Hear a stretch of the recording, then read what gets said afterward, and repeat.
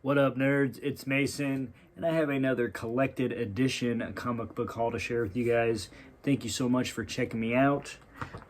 First up, we'll start with a good one. Possibly my favorite read of 2020. We shall see. But it is Black Sad, the collected stories. This is an oversized softcover, a really nice looking edition. I love a nice soft cover once in a while as opposed to those big fatty omnibus, and it was really suiting for this style of book, I think.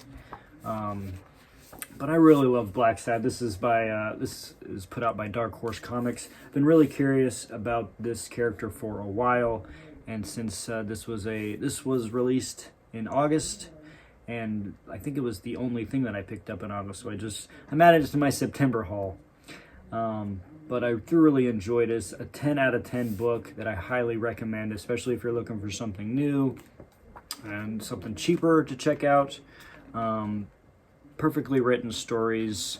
Really love the artwork. Here's some examples. It definitely reminded me of like classic like Disney animation. But even though with the childlike artwork, I guess there was definitely some heavy adult themes in here that I was a little bit surprised with. Here's some more.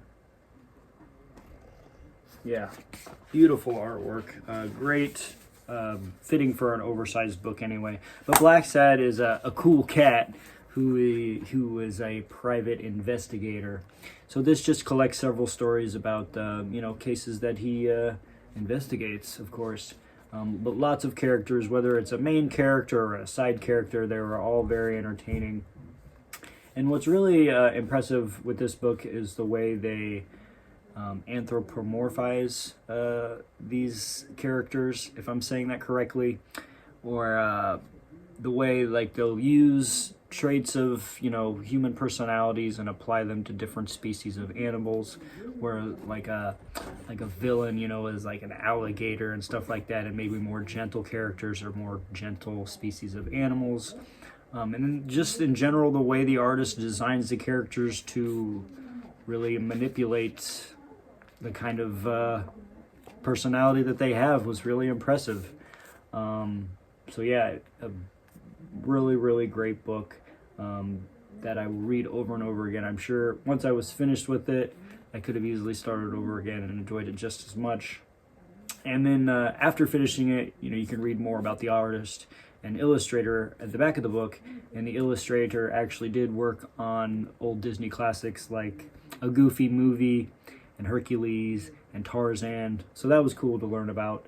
An excellent book. I hope that they put out more about Black Sad. I would definitely tune in. And I noticed there was a video game put out, probably not too long ago because it's on like PS4. But I'm thinking about checking that out. If anybody else has checked that out, let me know if it's any good. So yeah, that's Black Sad. Yeah. Next, a few baddie books. This came out, it might have been earlier this year. But it's Deceased. What I would think is stories about DC characters turning into zombies or something like that. So this collects Deceased 1 through 6 and Deceased A Good Day to Die, number 1. And then this came out a couple weeks ago, Deceased Unkillables. So this is just a 3-issue hardcover, Deceased Unkillables 1 through 3, written by the man Tom Taylor. Who also wrote Injustice, which I really, really enjoyed. So thought it'd be easy to give these a try. I would have read it by now for review, but I kind of wanted to save them for October. It seemed more of a fitting, a horror read for October. So we'll check them out in a couple of weeks. But I'm sure that I'll enjoy them. I've heard a lot of good things. Next, just a couple of Omnibus. Some hyped Omnibus, that's for sure. This one about 3 years in the making, and it is Batman by Grant Morrison, Volume 3. Yeah. So this collects, I believe, the Batman Incorporated run.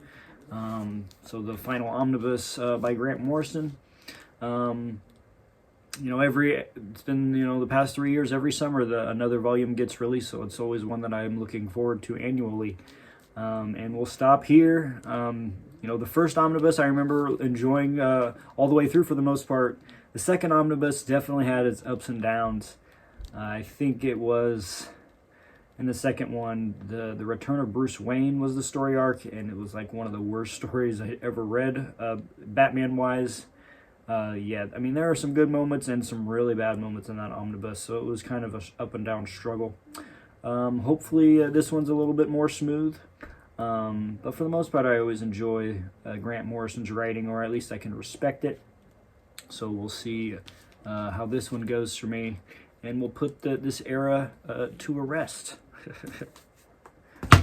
And then last one, a really, really hyped omnibus, and I've expressed my desire for it before, so I was able to be one of the lucky ones to obtain the Wolverine Classic Omnibus reprint.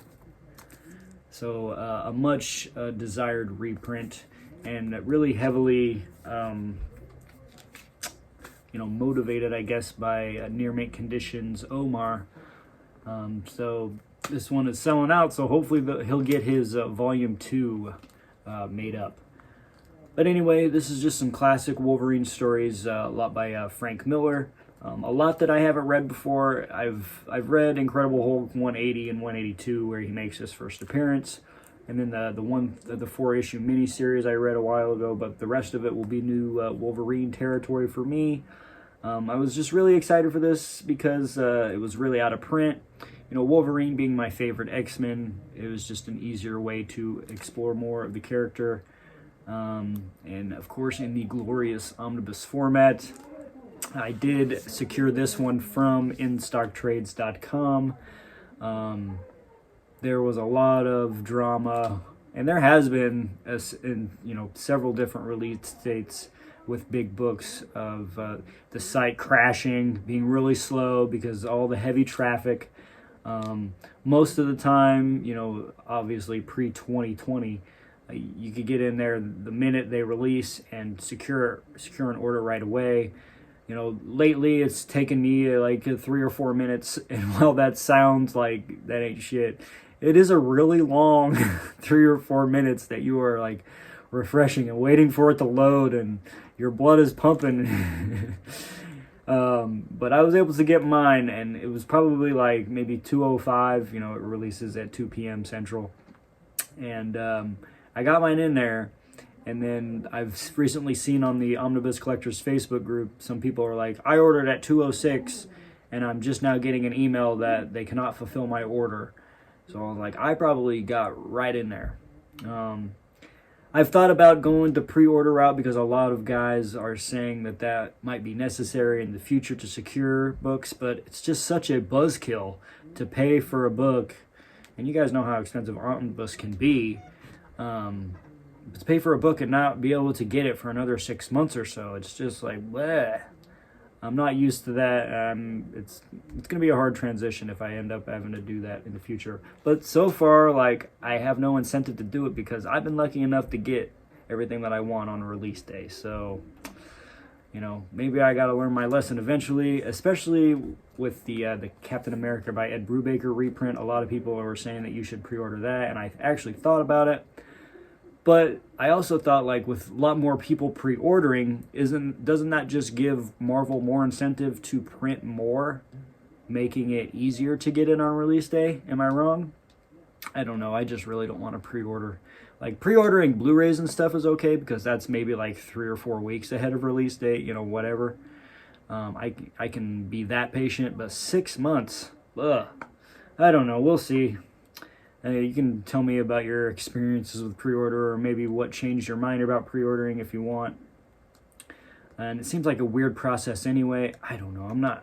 I like my in-stock trades, and I kind of like the adrenaline rush of having to be on there right away, and work doesn't really interfere with that for me. So, yeah. So here it is. I got it. I'm one of the lucky ones, I guess. Fingers crossed that I continue to be one of the lucky ones. But that's about all my pickups for September. There are some more things coming out that I'm slightly interested in, but I really do have a lot to read. So it's just kind of made me want to chill on buying. I've really only recently gained that attitude. Probably because I've been having a lot of movie projects going on, so I have that keeping me busy as well. So I did kind of want the Absolute Carnage Omnibus, but if I miss out on it, then, you know, I'm not going to cry about it. The same with the Batman by Paul Dini Omnibus. I did want it, but I don't know. If it's still there, you know, weeks after release date, I might pick it up next month. But I have a lot of Batman on the shelf that I need to read anyway ahead of that, so we'll see. But yeah, that's going to be my haul for, you know, I guess August/September. And thank you guys so much for checking me out. Keep it nerdy. Peace.